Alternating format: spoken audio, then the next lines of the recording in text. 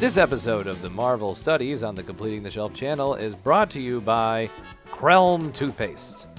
Krelm Toothpaste, now with the miracle ingredient of fraudulin, the best defense against tooth decay, gum disease, and international communism. That's right, it is Krelm Toothpaste. Buy it at your local Publix, Target, 7-Eleven, AutoZone, Pep Boys, but mostly America.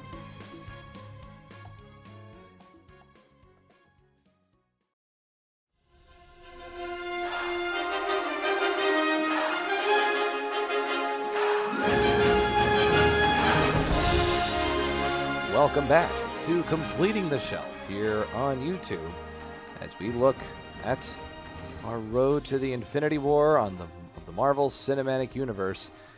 Today we discuss movie number 18, the most recent iteration before Avengers Infinity War. We speak today about Black Panther. Wakanda forever. Wakanda forever. Yes, Chris, how are you today? I'm doing pretty well. Yes. I'm doing fairly well as well. Today we discuss Black Panther, movie, as mentioned, number 18 within the Marvel Cinematic Universe, and the only film so far released in the calendar year 2018. Starring Chadwick Boseman, Michael B. Jordan, Lupita Nyong'o, and more. How are you doing, Alex? I am good. Today is apparently opening day of the Major League Baseball season. Go Team Ball. Let us all hit a slap shot, first down, strikeout kind of an episode today. Wait, I thought you used the word birdie in baseball. Yes, you. Well, ironically, one of the most infamous video scenes in baseball was a pitcher throwing a ball so hard it made a birdie explode. Just Google Randy Johnson and bird explode, and you're welcome. Is that what's called a slam run? Sure, I guess. Go Team Ball. Okay. This is a film that is First down at base? No, see, that's the thing. We're going to lose our credibility if we keep talking about sports. We're here to talk about comic books and movies. Wait, do I have credibility? Yeah, sure. Anybody can be credible when they're on YouTube, on the internet, right? Black Panther, as mentioned, Chadwick Boseman, Michael B. Jordan, Lupita Nyong'o, also featuring Denai Guerrera, Martin Freeman, Daniel Kaluuya, Angela Bassett, Forrest Whitaker, and everyone's favorite Gollum, Andy Serkis. The Tolkien white people. Yes, there was the Tolkien white people in Martin Freeman and Andy Serkis for all you meme horrors out there. It's a good one. But let's discuss Black Panther. It begins centuries ago. 5 tribes war over a rare meteorite containing what is known as vibranium. One man ingests what is known as a heart-shaped herb affected by this vibranium meteorite, and it gives him superhuman abilities, helming him as the first Black Panther. He unites these tribes to form the nation of Wakanda, and they use the meteorite and its vibranium to create an advanced world with technologies and isolate themselves from the world and shield themselves from everybody else who could ever possibly find out about this supremely powerful technology. However, we fast forward to 1992 in Oakland, California, when the king of the current tribe visits a family member and discovers he has not been doing a good thing for the nation of Wakanda, and unfortunately, he must exile him. So that's kind of where the story picks up from there. It does pick up following... Oh, he kills them, though. Not just exile. Well, that's one way of exiling someone. You kill them, but... That is true. You're right. Nerd update. Nerd update. But yes, this pretty much plot-wise from that point forward picks up from Captain America Civil War and T'Challa taking the helm from his father, T'Chaka. It's a letter, 2 letters, different, we swear. So does that mean the next one is T'Chama? Anyway. Who knows? The Chumpma? T'Challa. He hasn't even been born yet. Who knows? Takuvma, for all my Star Trek Discovery fans out there. Takuvma. Hakuna Matata. Yeah. Well, it's in Africa. Sure. Anyway, the apple doesn't fall too far from the Black Panther tree. Right.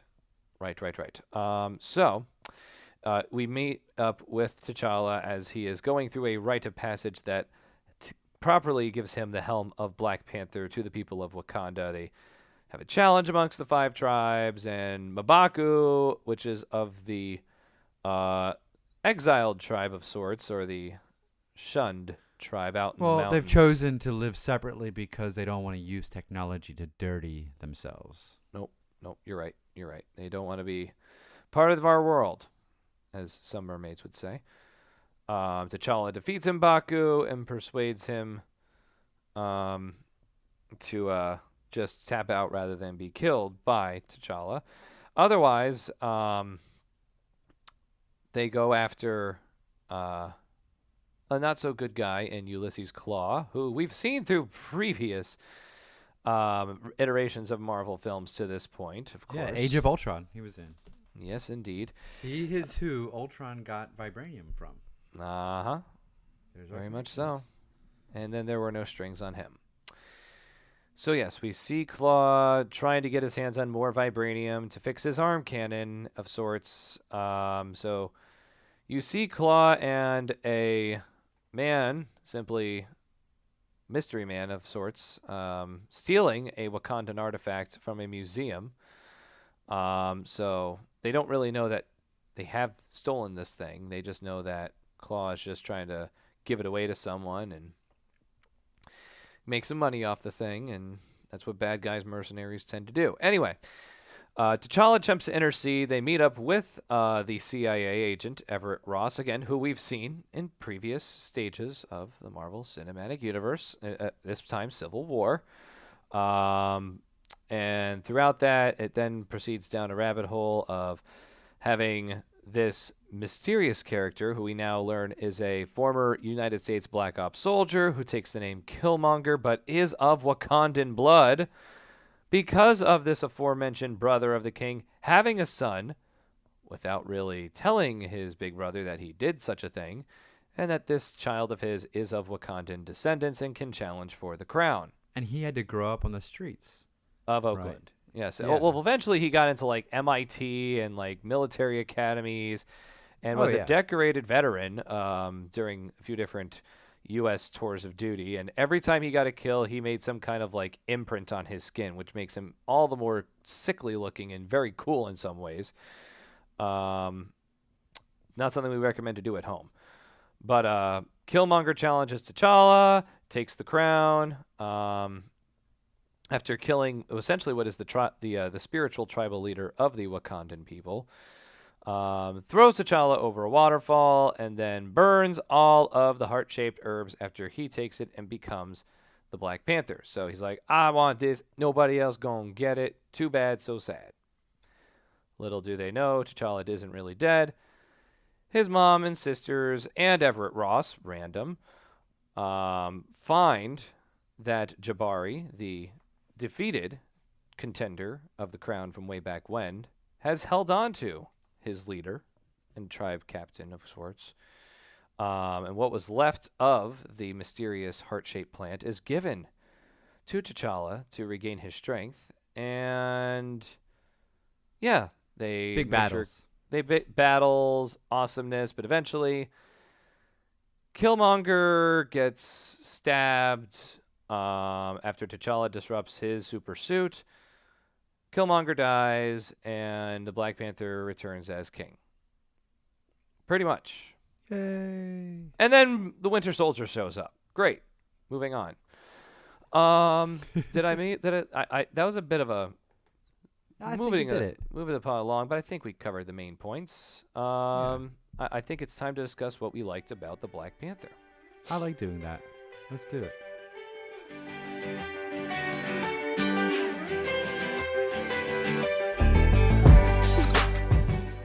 So, aside from pretty much the best attempt at a futuristic, high-technology city that we've never seen before, placed on film that looks like a place you'd actually want to go and visit. What did you like about this film? I love that it had interesting themes to explore. Mm-hmm. And it's timely of our place and time. But I'm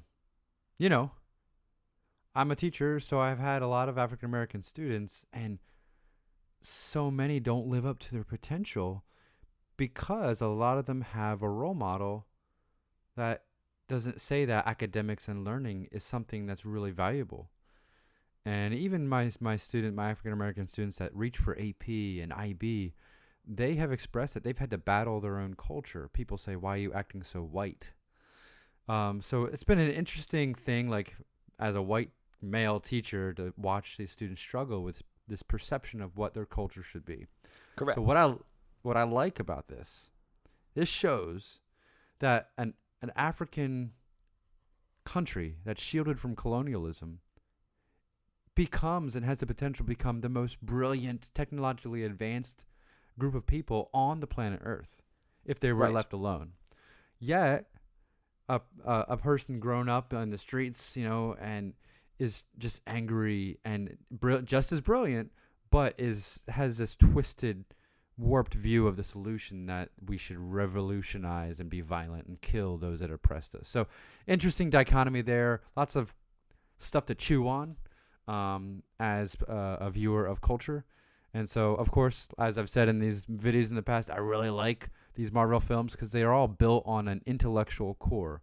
Not just around, oh, that's cool looking, but that's there, but something deeper is going on. So I like that a lot. I'm going to stop talking. What's something you liked? Well, we finally get a movie about something that up until really this point, when we heard the term Black Panther, all we really ever knew about, I think before the Marvel Cinematic Universe was a thing, when we heard of Black Panther, it was maybe the comic books, but mostly it was Forrest Gump ruining a party in the 1960s. I feel like all we ever saw was him screwing up somebody's Black Panther party, and that's all, unfortunately, we really could take away, is like they were a sort of somewhat militant racial movement within the 1960s to really enact social change within the civil rights movement that maybe the Dr. Martin Luther Kings of the world and possibly the Malcolm X's of the world did not want to fully align with. And I think X would have aligned a little bit more than King. X was about but not using completely. violence. Yeah. Yeah. But that's not what we're here to really highlight. Again, what we're talking about is a film that, again, this vibranium thing that we are kind of more keen on and interesting in is seeing how it was able to allow Black Panther to do absolutely amazing things during Civil War and how it's going to play a part in our Infinity War within the Marvel Cinematic Universe. Is vibranium indeed an Infinity Stone? Oh, I never thought of that. Something to think about, because why is it so darn powerful? Why can't we actually have vibranium in the real world? Because all of the technology that vibranium allowed us to see is just so freaking cool. It is very cool. It's that Afrofuturism Yes. brought to the screen that's pretty impressive. And the mixing of the kind of the ancient African cultural costumes and practices with the high technology is really fun contrast. And this didn't feel like a Marvel movie a lot of the time. It just felt like this really fascinating film of something brand new. A fascinating science fiction film, right? Yeah. Which was really, really nice. And this is not the first time we have seen Ryan Coogler tell a great story. You have seen this happen with Creed, which was a movie about Apollo Creed with, oh, look, Michael B. Jordan and Tessa Thompson, and people who have now appeared in the Marvel Cinematic Universe. He's also worked with Michael B. Jordan, on Fruitvale Station, a tremendous social commentary on the side of the times within the Bay Area of San Francisco and Oakland, in that area. And I think they're teaming up for another film too. They certainly they should. It seems like they've got something good going on. Why would you break that up? I think it's called like a wrong answer, something like that. It's about Yeah. something in Atlanta about teachers. Hey, there you go see it. Oh, that's right. It's the teachers that were changing all the standardized test answers Right. of their students. Oh, Happened a apparently couple of there's years also ago. a sequel to the Creed movie that's going to come out eventually too. Yes. But again, Ryan Coogler, his storytelling and editorial and directing chops are completely not to be questioned here. He is a fantastic director. And he is the right person to take this absolute story on, whether it's part of the Marvel Cinematic Universe or not. And as you mentioned, if we didn't really tell you it was film number 18 of the Marvel Cinematic Universe, it could stand on its own as a fantastic science fiction film. That's how great of a flick I think this is. So Agreed. that's why I really liked it. But for me, I kind of look back on it, I'm like, this is a very good, great film, and I could look on it, be happy with how it ended, but have my own ending and be like, well, that could have been fun too. Because sometimes you get to these movies where there is an ending and you're like, oh, I really didn't want it to end like that, and I'm not happy about it. Yeah. We'll save the criticism for the next segment. Yeah, But you feel for Killmonger at the end. indeed. And there's that moment I love between him and T'Challa where they're looking at the sunset, and Killmonger's like, my dad always said this place is beautiful, and so T'Challa's like, well, let's go look at it before you die. Right. Let's have that be your last vision. I was hoping that Killmonger would live, Thank and there would you. be some redemption later Thank on. You. I'm not the only one now. I'm sure we're not the only ones. Yes, I'm sure it's a very popular opinion. We wanted Killmonger because having two Black Panthers is better than one. At least two people in the costume Yeah. with the powers and such. Yeah. I mean, think if they actually gave this vibranium plant and all of these to every single one of our superheroes to this point. well, there's no more plants. They've all been burnt. And Right. again, imagine. Okay. Oh, yeah.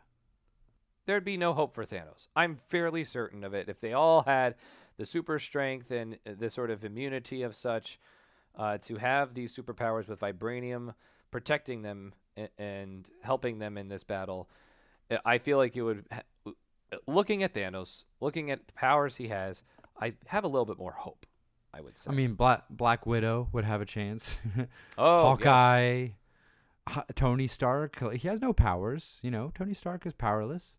He has suits and Yeah. stuff, but imagine if Steve Rogers got this too, just Whoa. super amped up. That would be sick. But yeah, other things that I liked. I really loved the world that they built for sure.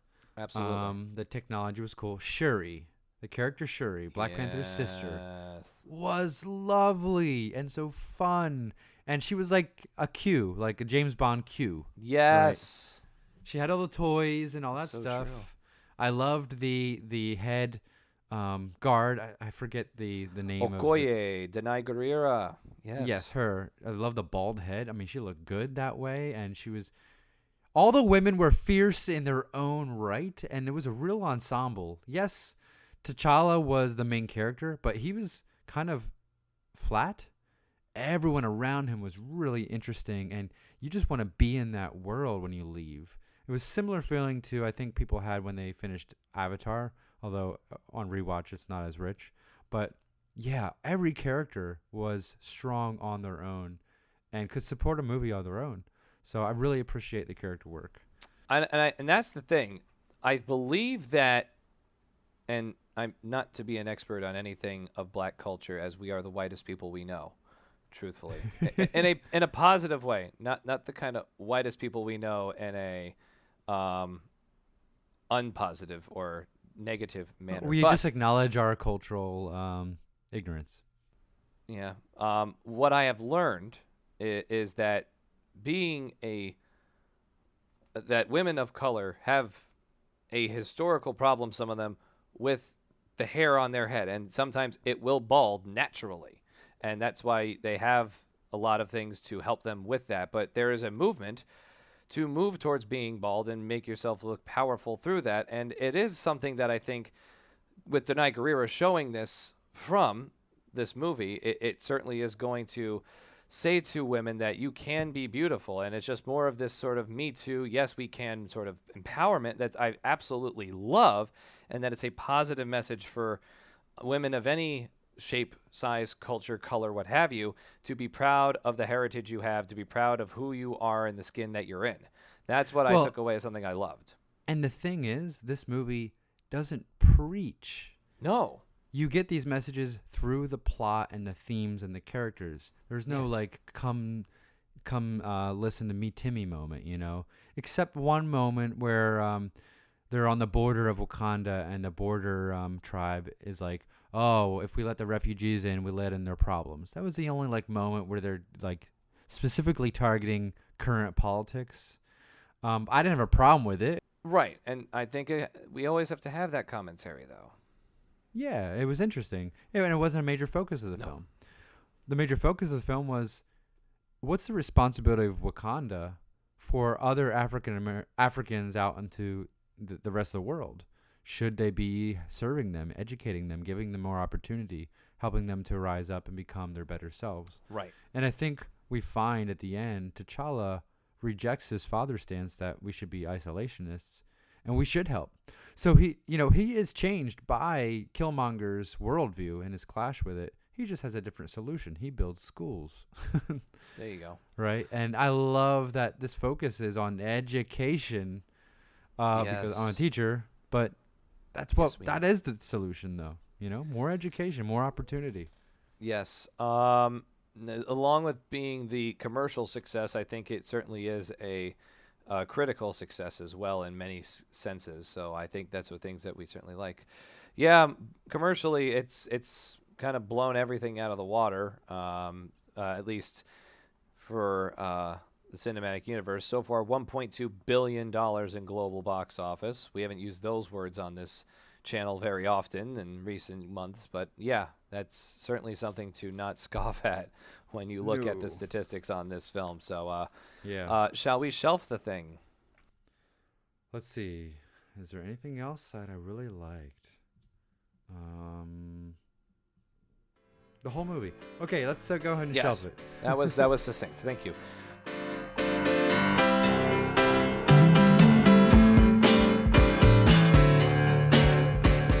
I know that to this point, we have now both at least four films each on our top shelf. So I feel safe putting this as a fifth film on my top shelf. Because this, to me, has been the best origin story of sorts that we have gotten from the Marvel Cinematic Universe. Can you agree to that? I think Doctor Strange is very strong. Agreed. And, of course, the original Iron Man. Okay. But you're right. This is an extremely strong film because it can stand alone. Right. And there's so much going on in terms of wow blockbuster, but also intellectual, Right. commentary of our culture and current state. Mhm. So yeah. So you're putting it on the top shelf. I am placing it on the top shelf because, again, you have a very strong origin story. And I feel Killmonger, even with the origin story as the background or even as a template, is not the cardboard villain that you'd expect. Claw is okay. more of the stand-in for that, but certainly it's a strong villain that you almost, by the end, you almost feel sad for. You certainly do. My critique of Killmonger. So he just acts too much like a hip hop gangster. You know what I mean? The way he talks and everything. Well, again, I think that's part of the social commentary. I think that plays into it. Yeah, but it was over the top for me. Like, it just was too much for me. Okay. I don't know. He's a highly decorated, highly educated Yes. soldier, and he was like, "Hey, y'all, But man, he falls what's back good, on the streets that he grew up learning on and kind of being Yeah. a part of more than using what he can to make himself better and understanding all sides. I get you, and I don't want him to sound a certain way, but it just rubbed me like they went a little too far with that. with the tough guy, extremely in your face positioning that he did. The So confrontationalism. yeah, it was just the language he used. It seemed a little forced for me. The only other criticism I have before I shelf it is visual effects. We've been saying, oh, the visual is awesome. We'll let you know when they're not. And No. I don't think it was a letdown. Do you? oh, great letdown to me. Oh Especially man. when Killmonger and Panther are falling to the train track.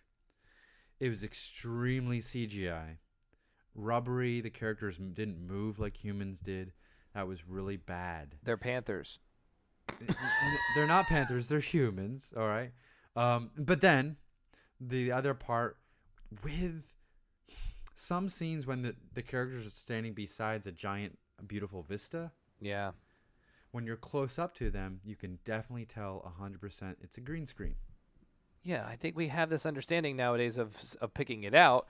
No, I wasn't picking out because I usually, like in Guardians of the Galaxy, when they're flying around Ego, you know that's a green scene, but I'm not pulled out of it. Like, I'm just there. Oh, that's Okay. cool looking. This one I was pulled out because I feel like it was not as polished. Everything else in the movie, besides those two instances, perfect. No problem. Now, does that put it down to a second shelf for me? No, it is a top shelf all the way. We're both Our at 5 second top shelf film together. Yes, because everything we've said, it's a rich film.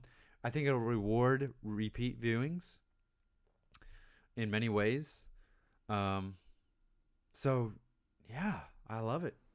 It's one of the best films so far in the Marvel Cinematic Universe, and it's one of the most different ones. And again, we came to this conclusion together that the ending, yes, could have been better, but I don't think it needed to be because it was appropriate for ending the story that it was being told in this instance. You know, thematically, it's interesting.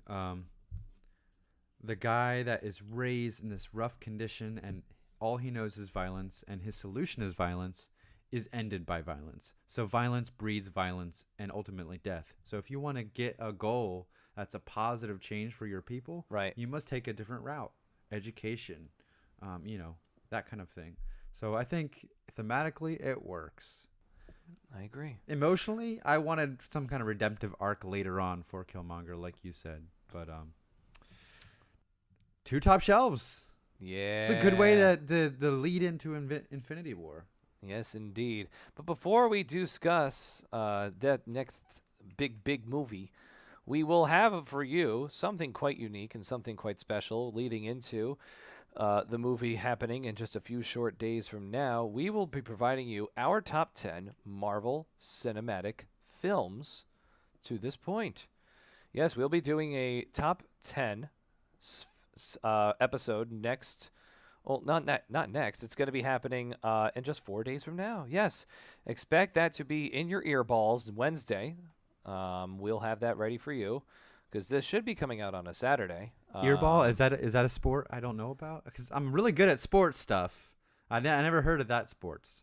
I'll tell you later. Okay. But yeah, this wraps up at least our recaps of the films themselves individually. We're going to give you our top 10 favoritist Marvel Cinematic Universe films on Wednesday. And then we will go dutifully 2 days later, maybe even a day later, and go see Infinity War as soon as we can. And then come back to you folks right around Cinco de Mayo to discuss Avengers Infinity War, hopefully. That's the plan.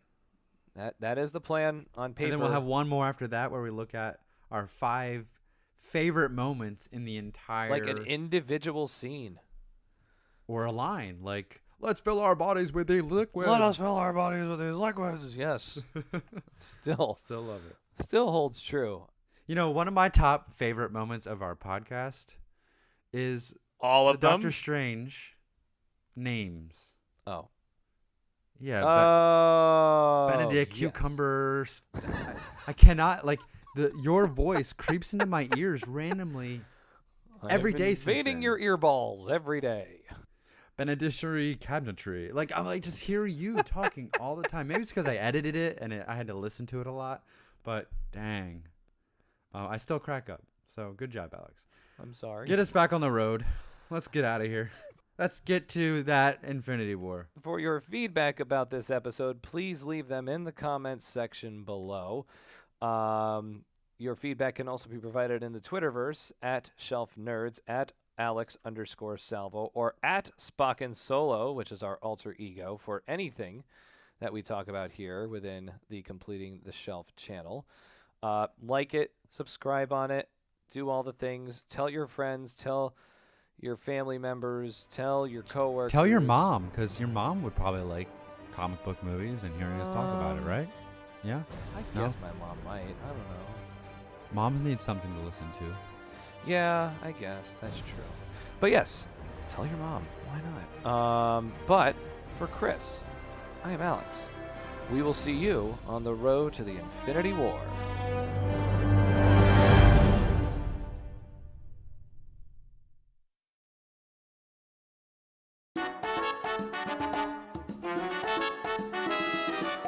This episode of the Marvel Studies on the Completing the Shelf channel is brought to you by Krelm Toothpaste. Krelm Toothpaste, now with the miracle ingredient of fraudulin, the best defense against tooth decay, gum disease, and international communism. That's right, it is Krelm Toothpaste. Buy it at your local Publix, Target, 7-Eleven, AutoZone, Pep Boys, but mostly America. Beautiful. And then the alternative brand is Putin Paste. Oh, God, Putin paste. That just sounds horrible. Your defense against democracy and liberty. Putin Paste. And more gas, Putin paste. Okay. Putin paste. Oh man, this road trip that we're on is really taking its toll. Oh, man, that was a terrible bean burrito back there from the Speedway. Oh, man, what were we thinking? Oh. Okay, Wakanda? Forever. Yeah. So here we go. 5, 4, 3, 2, Wakanda. Wakanda.